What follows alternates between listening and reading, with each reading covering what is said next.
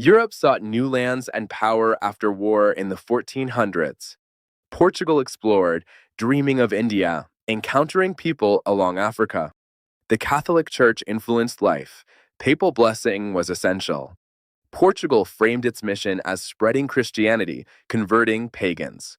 Beneath prayers, greed thrived, wealth, gold, and labor. In 1441, explorers captured Africans, presenting them to Prince Henry. The church thanked God for captures, calling it salvation. They were stolen. In 1452, Pope Nicholas V granted Portugal and Spain right to enslave. Romanus Pontifex reiterated right to enslave in 1455, religious basis. By 1444, first slave market opened in Lagos. Priests blessed Africans. This faith-shaped history, Spain adopted justifications in New World. The curse of Ham myth justified slavery in sermons. Some clergy spoke against cruelty, drowned out by profit. By the 15th century, Christianity and slavery were sealed. This alliance is a somber reminder of how power corrupts. In the 1400s, enslaving non-Christians was holy. The Pope endorsed this. He was like a king. Pope Nicholas V permitted enslaving Africans. It started with a papal bull. He allowed capturing Muslims and pagans. Perpetual servitude meant slavery. Another bull in 1455 gave Portugal rights to African lands. Christian kings could enslave people. The Pope said it brought darkness. Priests called it God's will. Kings built forts in Africa. Forts became slave centers. Ships carried chained Africans. The church blessed it. In 1493, Pope Alexander VI let Spain conquer the New World. The Pope divided the world. Christians could rule non-Christians. Popes never reversed them. The church owned slave lands. Africans saw crosses on ships. The church blessed chains. Some questioned it. Protests failed. Papal bulls enabled slavery. Decrees caused suffering. Christ's representatives blessed slavery. Religion with greed destroys. In the 15th century, European nations actively explored, driven by the ambition of seeking new lands. These long voyages needed a spiritual justification for claiming new territories across the oceans. The doctrine of discovery emerged, effectively justifying these actions. Papal bulls, such as Dum Diversas in 1452, approved enslavement. The doctrine officially became recognized in 1493 within Turkey Terra. This decree declared that lands not ruled by Christians could be claimed, denying indigenous rights. The Pope granted permission to subdue, occupy, and possess these territories.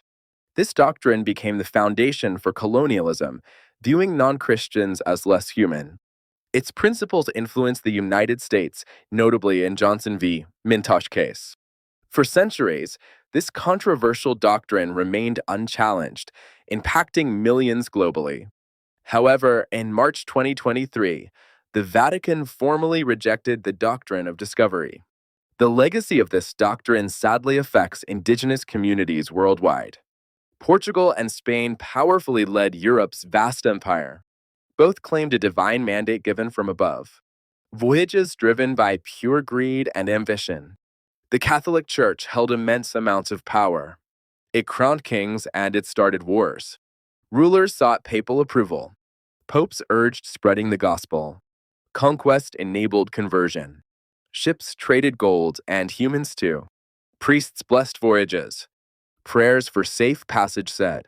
Lisbon celebrated explorers. Captives baptized forcibly now. Baptism, seal of ownership. Religion justified slavery. Pope divided new lands. Spain gained Americas. Missionaries sought converts. Conversion involved violence. Las Casas saw horrors. He opposed slavery. His cries unheard. Church blessed ships. Missionary work claimed. Middle Passage, death. Church rarely condemned.